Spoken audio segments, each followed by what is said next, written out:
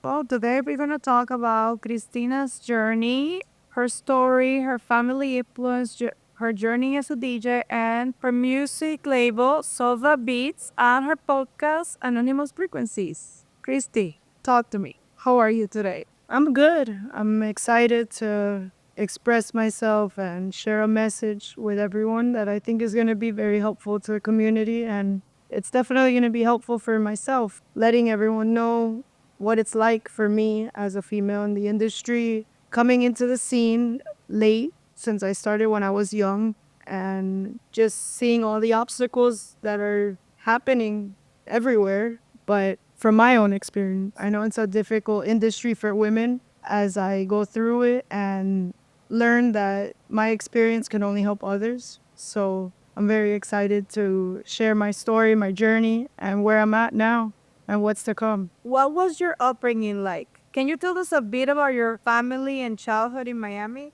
My upbringing was fun. It was such a exciting atmosphere. I have two older brothers. Tony, he's the oldest brother, and Joseph, my middle oldest brother. And they were always into sports, so I was always playing sports around the house and trying to compete with my brothers and try to learn everything I could from what they did. My brothers, we were all very close. I loved it, and it was fun. Like I said, I'm the baby of the family, and my mom, Leonore, my dad, Tony. So my oldest brother's Tony Jr.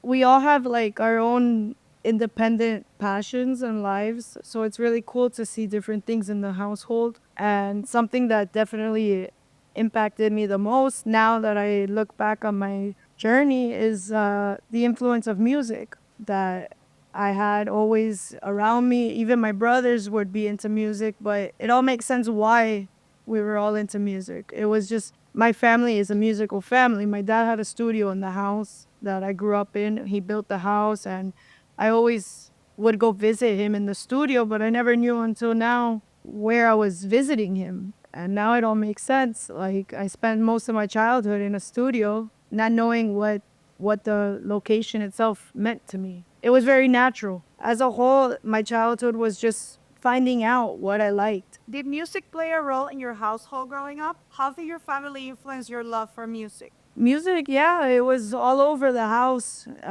My brothers would drive me around since they were the oldest siblings, and they always had different styles of music playing in their car. Tony, my oldest brother, would play like more classic rock, more disco, or I would say rock in general, and American music, I guess. And then Joseph would be more like the hip hop, motivation, like pumping music. The vibes. But then there was me, like hearing all these different genres. I got an iPod for Christmas, and I used to love like trying to find the songs that I loved hearing in the car. As a whole, the biggest inspiration of music that it played a role in my childhood in my life is that my father had a studio in the house, and he is a songwriter, composer, producer, and always working on his music around us, even if it was just like his side hobby. I never really realized until now that he had the studio, and like I was visiting him all of my life in the studio as a child. And you had no idea. I had no idea. I was in the studio, like just like if I was walking into an office. Was there a defining moment when you knew you wanted to pursue music professionally? A defining moment to pursue music professionally really didn't. It really didn't come up until about a year ago. Honestly, it was when I was trying to connect with my passion, meaning having so much fun generating selva beats and bringing it all together, but it was going over my career, which was a teacher at the time. So for me, obviously, when you want to put something into your full schedule, it becomes your everything. And so it wasn't until that moment of selva beats taking more of my time and my musical creative mindset formulating and going that I had to make the decision that this was doable. What drew you to DJ especially? Do you remember the moment when you said, "This is what I want to do"? What drew me to DJing, how I became a DJ, was very natural and nobody can plan it.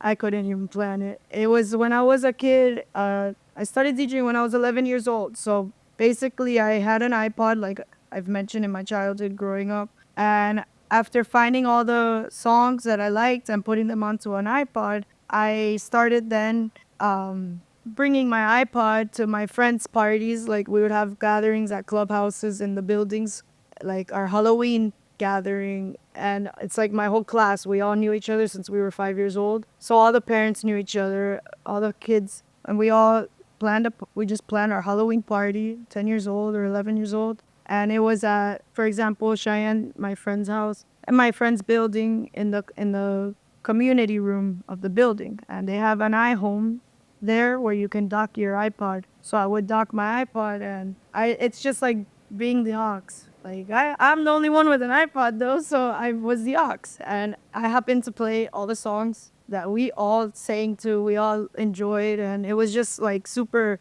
uplifting, and everyone was part of it. So like it became an experience, and it became a main part of the party. So then the next parties we wanted more sound. So I started looking. I was like, I need big speakers. Like, so started going to Guitar Center with my dad, and I got my first PA system. But then just an aux cord with the PA system wasn't enough because now we're playing songs. But when you play a song on an iPod, the next one you'll click next, but it'll pause the song it'll stop it, and then you wait for the next one to start. So then that's where the concept of playing a song without a pause turned into DJing. And I then was gifted that was Halloween, the party. So by Black Friday, I was out there looking at the deals, and I got to choose my $100 Newmark controller that connected to a laptop, a little laptop I got too.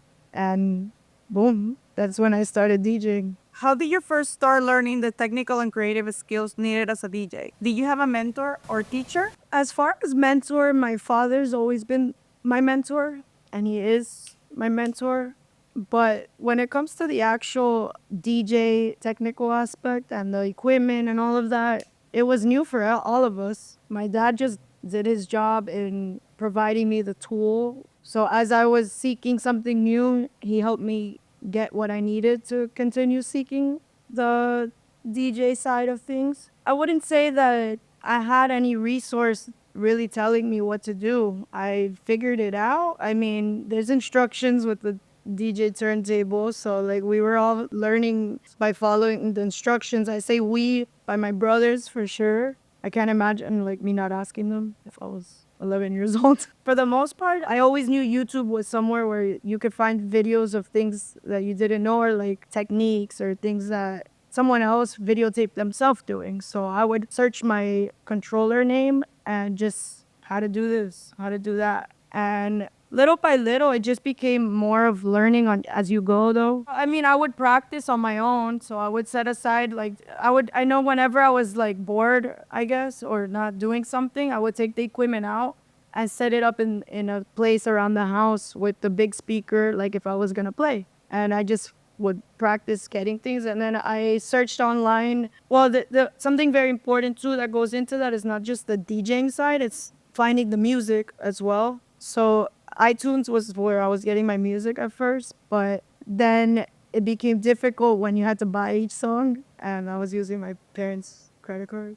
So that turned into me finding another way to get music, and I caught on to what was going on around me with my older friends or like coaches at the time, and my brothers, and I came across the server LimeWire and FrostWire, and it was like game over after that because that was somewhere where you could just search like a song and you can get everything, like or search a genre and get every song in that genre and download. I would download everything. I somehow came across a music pool. I never knew what a music pool really was until searched up on the computer how to find music for free or in ways that I didn't have to pay for each song individually. So I came across a music pool, which is a $30 a month, and it's called mymp3musicpool.com, something like that. And I got to pay $30 a month and then download unlimited, but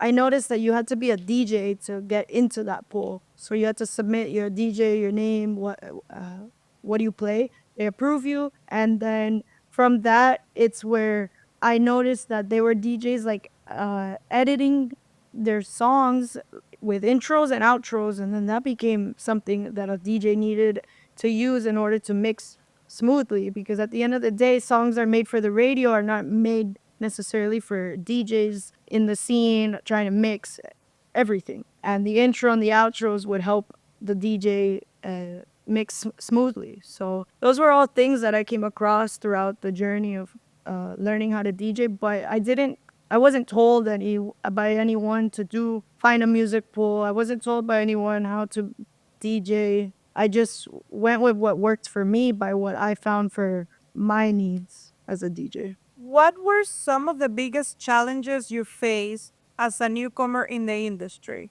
And how did you overcome them? As a newcomer in the industry, I would say the biggest challenge was learning the competitive side of things. I started DJing when I was 11 years old.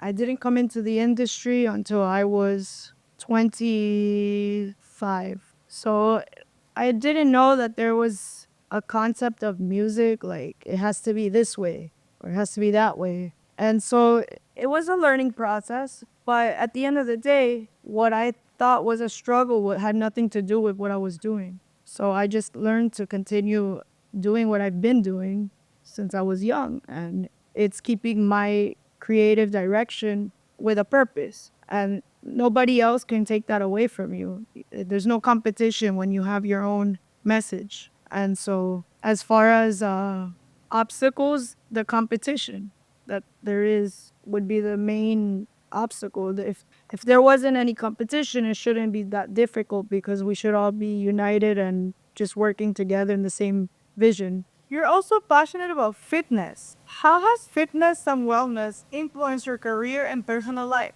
I thought it was my first passion, but it actually came after I started DJing. So since I started at 11 years old, I became passionate about health and fitness when I was about 14 years old, that I joined the gym to better myself for my 15s. The 15s is a big pivotal moment for a woman in Latin culture, for the quinceañera. So I just wanted to look the best and feel the best. And then it turned into me being in another environment that was actually a huge contributor as well to my music. They are a techno boxing gym. It was called Normandy Boxing Gym, techno boxing gym, where they had like this huge speaker setups and classes running. In the background of the classes, it was always full DJ mixes of house music and just enough music to get the heart running and you're boxing to the beat. So it was really cool because then I was around music in a part of my life that I took control of having a goal on bettering myself. And the music made me feel good too, because if not, I wouldn't have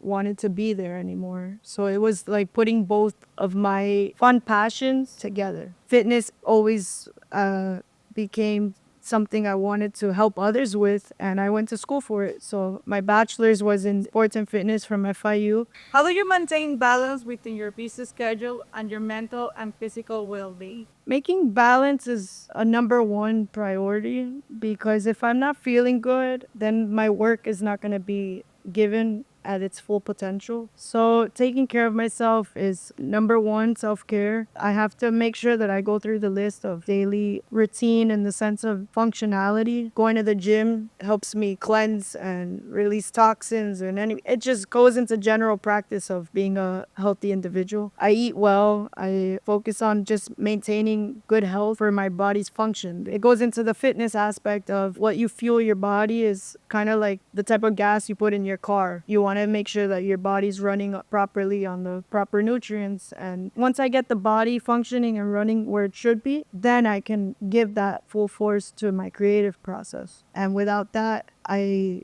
wouldn't be giving my 100%. So I need to continue just taking care of myself. You know, if you want to be creative, your mind needs to be right. I also go through therapy. I make sure that I have my consistent check-ins with my therapist, and just allowing myself to clear my mind and realize that everything in the mind is controllable. Can you share any lessons from your fitness journey that also apply to your music career? Lessons for my fitness journey would it be the direction of discipline. Being disciplined is a number one key that we think only is for certain goals of our lives, but at the end of the day, discipline will make you different from the person next to you. Depends on your discipline of what you want to attain. At the end, you're putting the goals in for yourself, and it's a matter of what discipline you want to put to reach that goal. So it all goes into your own thought process, and that's why you need to take care of your mind, because if you take care of your mind, then you can reach further and continue to make the right decisions for yourself. Mind, body, and soul.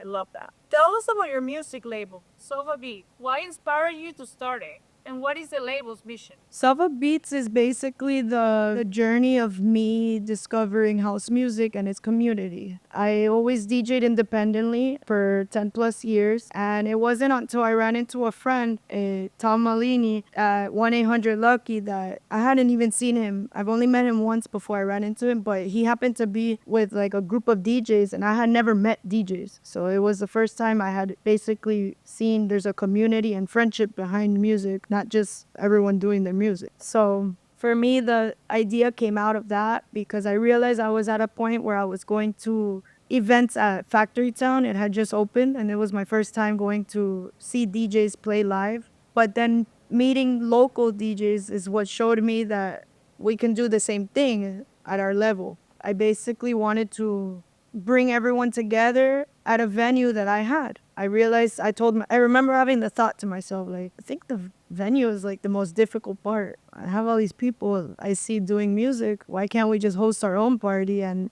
play our own music? Because we can still dance with them, and it's the same thing that I was experiencing out. How do you discover and support emerging artists to Selva Beat? So coming out of the community exposure, like being exposed to the community aspect, I began with a showcase where I wanted everyone to see the venue that I was going to throw a party at.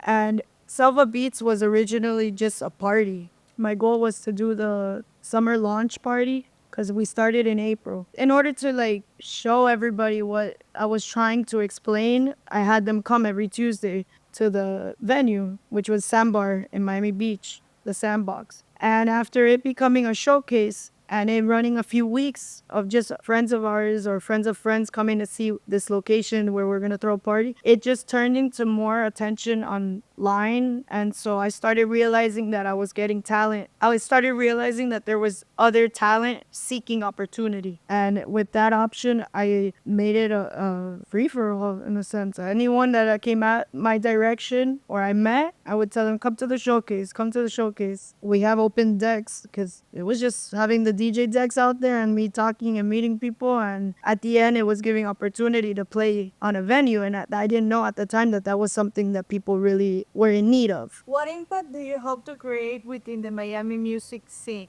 and beyond through Selva Beats? The biggest impact and goal for Selva Beats is basically giving the opportunity that not anyone is given. And for me, it seems so natural because I just go to the venue that I had and I just play. And to me, that's exactly what you're doing in every other venue. The fact that I can just have that outlet and resource, I'm very blessed and grateful, but I want to use that to help others feel it. So I'm not going to keep it to myself. The idea is that I can use Selva Beats to continuously offer that. And through that process, you meet talent that would not have this opportunity. So you're giving opportunity for people to express themselves and show their biggest capability. And it just becomes a domino effect by giving and sharing the opportunity. It's just allowing more people to be part of the industry, and you're allowing more people to be involved in what you started. And the more people, the more impact around the world, I would say, because this person knows this person. Then it's continuous networking. But it all formed based off you giving that chance to the person before. We heard you hosted a camp at the Love Burn Festival,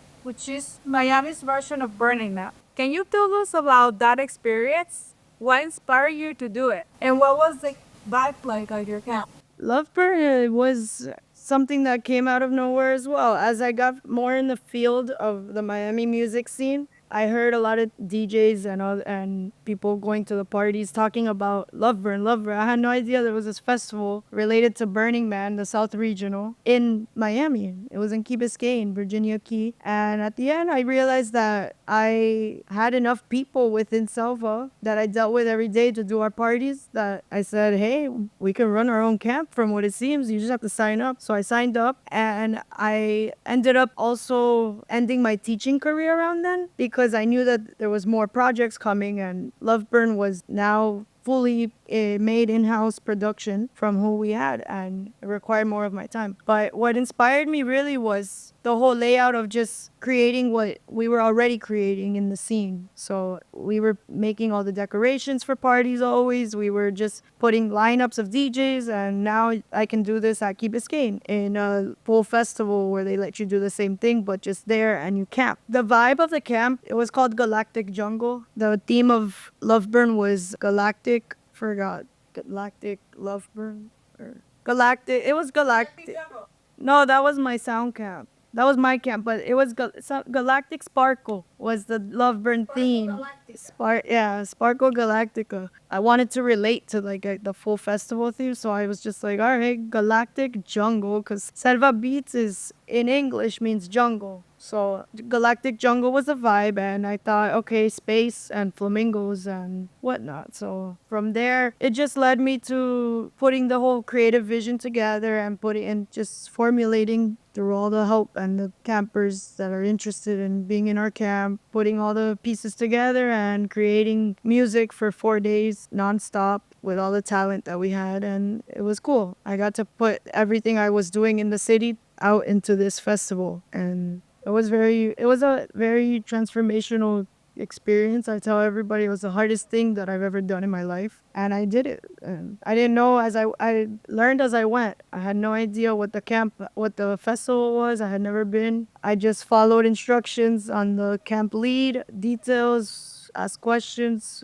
got involved with Loveburn community, and made it happen. How does participating in events like Lopper influence your creativity and connect you with the community? Participating in events like Love Burn influenced my creativity because it allowed me to be open with what I was already creating and in front of a whole nother audience that was already doing similar things. So it basically puts you in like environment of everybody doing something similar, which is creating, but they're all interested in knowing what everyone's creating. So we're all curious on each other's creativity and we're there around each other for 4 days straight. Can you introduce us to Anonymous Frequencies? What motivated you to create a podcast dedicated to empowering women in the music industry? Anonymous Frequencies came up a little bit after Love Burn. After Love Burn, I was already drained. It was the hardest thing I've ever done in my life. So by that time, I finished everything on Love Burn and I started going back into my regular schedule of hosting events. And I wasn't really in the mindset of doing that because I was so tired from Love Burn, but I was offered a Sunday platform at a local spot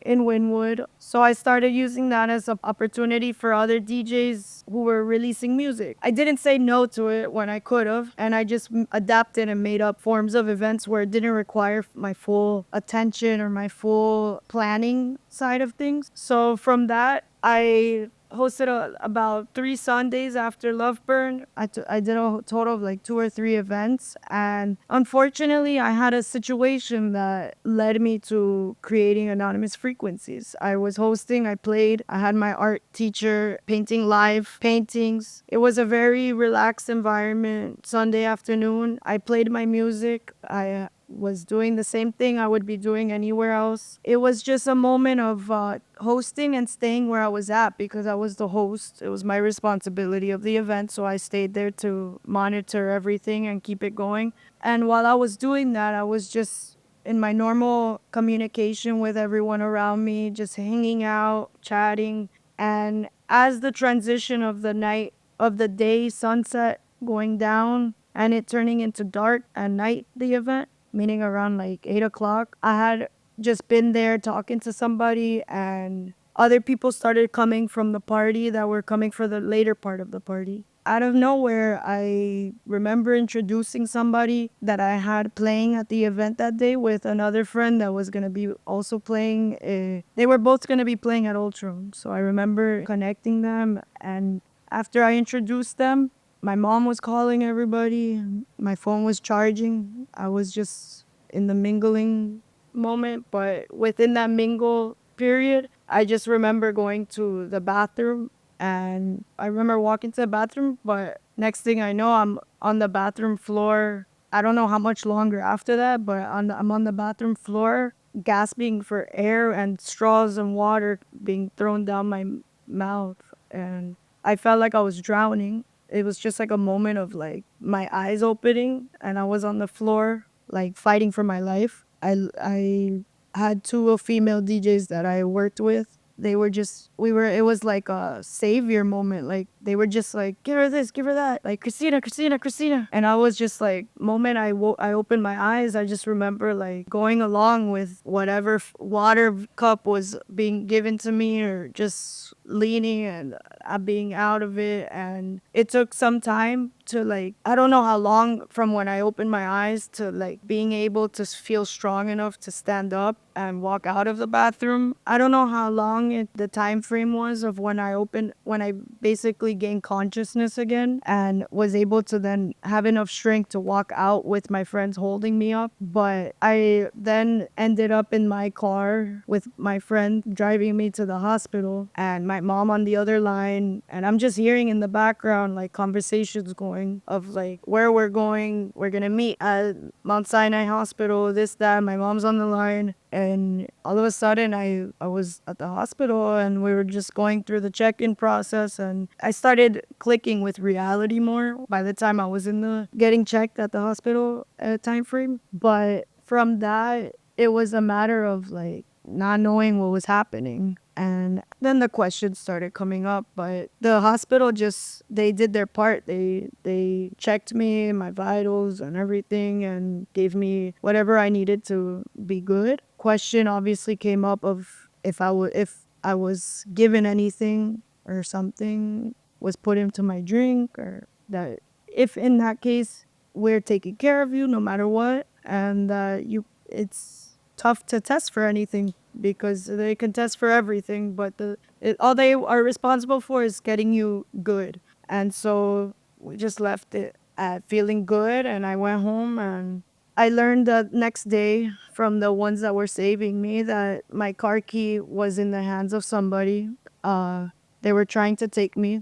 Then the next day, from what I learned from who was the witnesses there and helping me, I was being told what was happening throughout that experience I just shared of myself. Apparently, my car key had to be taken away from someone that I thought was close to me and was not helping me. And I was giving them opportunity, but apparently they had my car key, and the people that helped me took it away from them because they said, you're not taking her anywhere.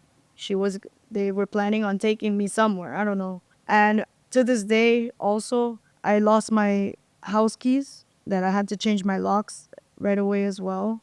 I was told that there was two people that I thought were my people, not my people, but I would think that they were there in my interests, or like I guess the way that you would think people are you can trust people. And they were behind the scenes while I was on the bathroom floor saying, she's just drunk, she gets like this every weekend, she's fine, instead of helping. They weren't helping from what I was told. They were dancing. They were trying to peep into what my where I was in the bathroom with my other friend's boyfriend, holding them back from like seeing anything, because they were also asking questions as like, are we still going to this penthouse party after, knowing that I was on the floor. One of the girls that helped me said they had to turn me over. They thought she quoted to me that she thought I was gone, and that it was just all very quick, and she happened to see me walk to the bathroom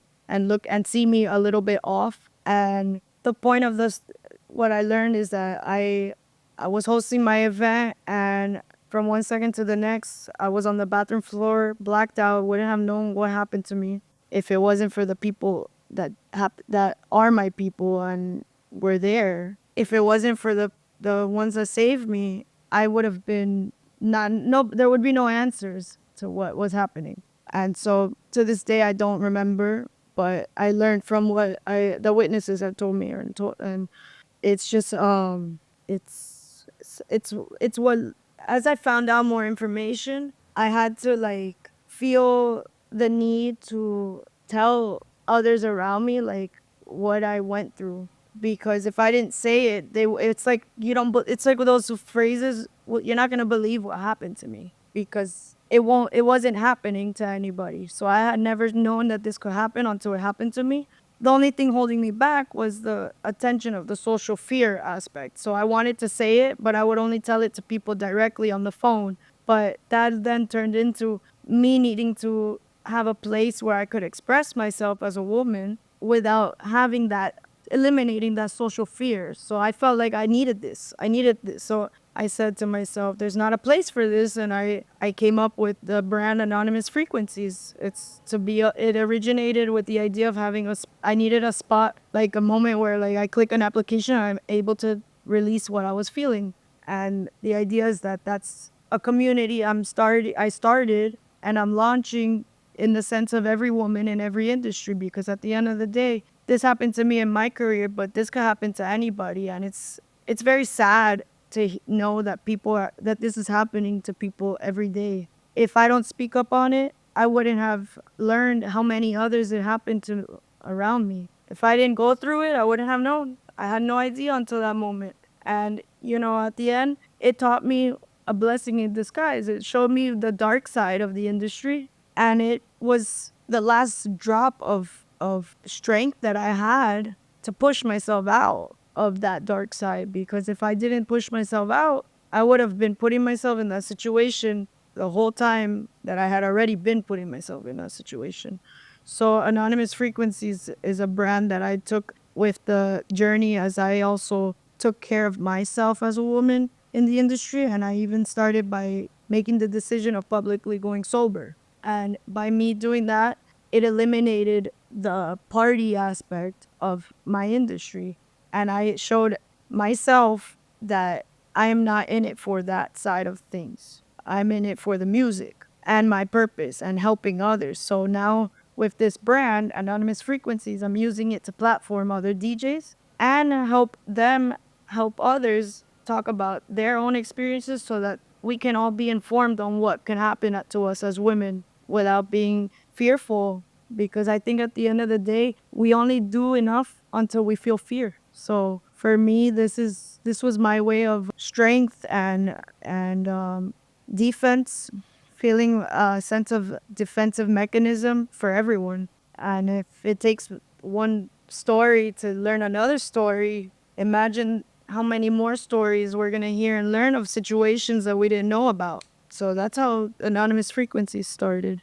What advice would you give to young women aspiring to break into the music industry based on what you've learned through your experience? The tips I would give is basically very general that we're told when we're young too, very life tips. Always make sure you are aware of what you are placing yourself around. At the end, you can be creative and do what you want as an artist, but you need to make sure that you know who else is involved in what you're trying to do. You can't, just because you're doing the music doesn't mean you have to be around everybody. The problem with seeking the music industry is that you do have to step foot into an environment that you wouldn't be unless you chose to, which is to go out and have fun. And the difference as an artist and the party scene is that you have to realize that just because you're in the party scene, you have to treat it as a job, because it is your job. You're trying to seek a job in the industry. Your nightlife is not your typical 9 to 5 cubicle, but at the end of the day, that's what you need to focus on if that's what you're seeking in the industry. If not, then you're gonna be the audience. If you want to be in the audience, then you go as you would when you go out dancing. But if you want to make an impact and be a professional in the scene, I highly recommend that you are intentional on what you want to get out of the time you spend in the industry. Because if you don't know what you're going to do, you're going to end up finding out things that you don't want to find out.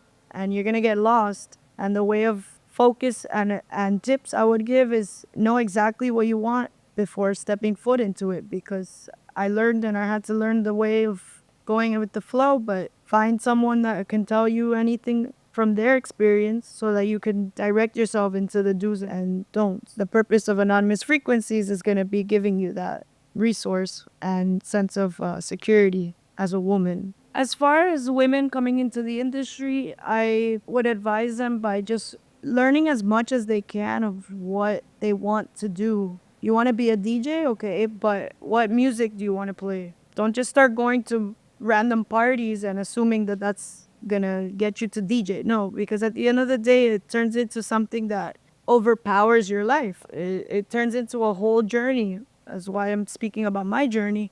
You end up associating with everything going on in life to then expressing it through your music. So you want to make sure you're very intentional on what you want to do and where you want to do it, who you want to be around, because learning from their experience, you see that they've already done it, you can know where to start. I used to be a kindergarten teacher, so I always like to emphasize buddy systems. Whenever you go out to an event or anything new, always have a buddy. If you can't have a buddy, let somebody know exactly where you're going and make it intentional the whole time you're there. Because at the end of the day, nightlife is a place where people drink, people get drunk, people do drugs, people are out of it, they're not in a proper mindset, and you're putting yourself in a placement of things could happen to you.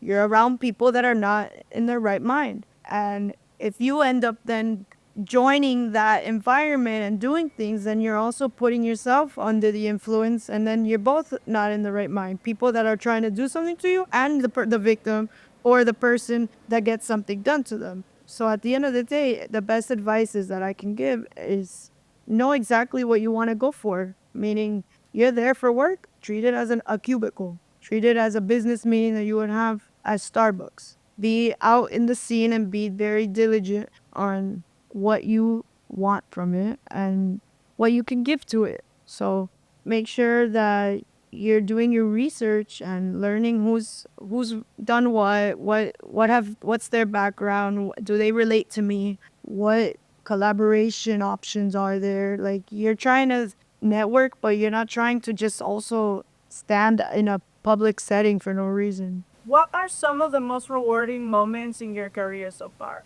The most rewarding moments I would say is just the impact I've had on the community. Having strangers constantly come up to me and know what I've been doing and telling me to keep doing it and asking me for advice or asking me questions or basically acknowledging that I have something to offer that can help them. It really is the most rewarding part, seeing smiles on everyone's face of them following my journey and not even knowing what I just explained in this self interview of what happened to me. Everyone still was fully supportive in my transition of getting to know myself and what I wanted to do specifically in the music, not just being out in the music, but like I mentioned before, being intentional. And so the most rewarding thing is just uniting people and constantly connecting with people no matter the distance. To me, I love meeting new people. So it just makes me smile every day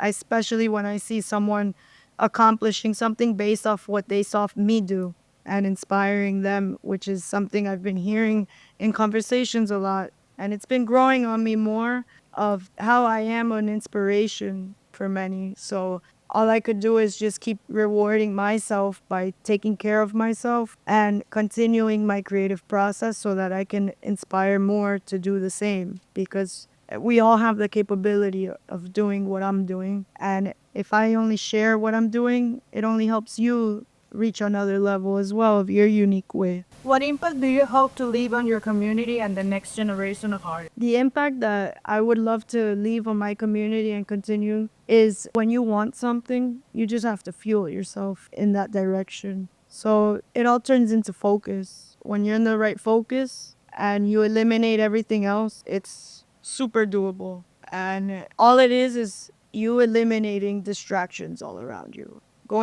For example, me having to go publicly sober just allowed things to eliminate around me of relations. and only focus on what I was focusing on, which was my music. And I want to just keep doing what I'm doing in order to show others they can do that too.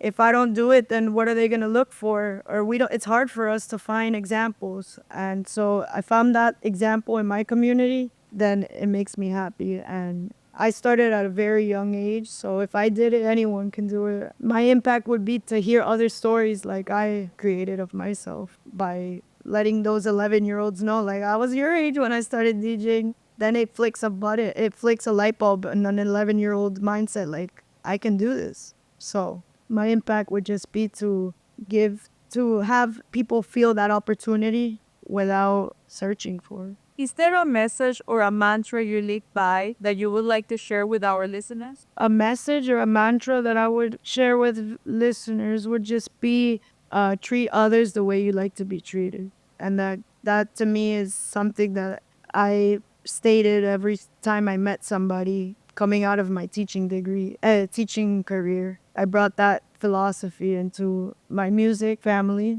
And at the end of the day, when you treat someone nicely, they feel good and you'll want to treat them just as nice. So when people don't treat each other nicely, then people get mad and then things start formulating based off of that negativity. So if you want to have positive people around you, then you need to treat everybody positive. The last message that goes off of that I always tell every new talent or anyone new that I meet is hard work is reciprocated. So you put the work in, you'll get the work back. That's how I treat others the way you want to be treated, and hard work is reciprocated in my philosophy. So if you come to me with ideas, I'll treat you the way you treat me. And it's just a matter of give and take. We both give and take. We balance each other out, and we're all here for each other because the more we can balance out and help each other, the more a message can be enlightened around the world. How can people stay connected with you and follow your journey through Silver Beats and Anonymous Frequencies? To stay connected with us, you can follow our Instagram,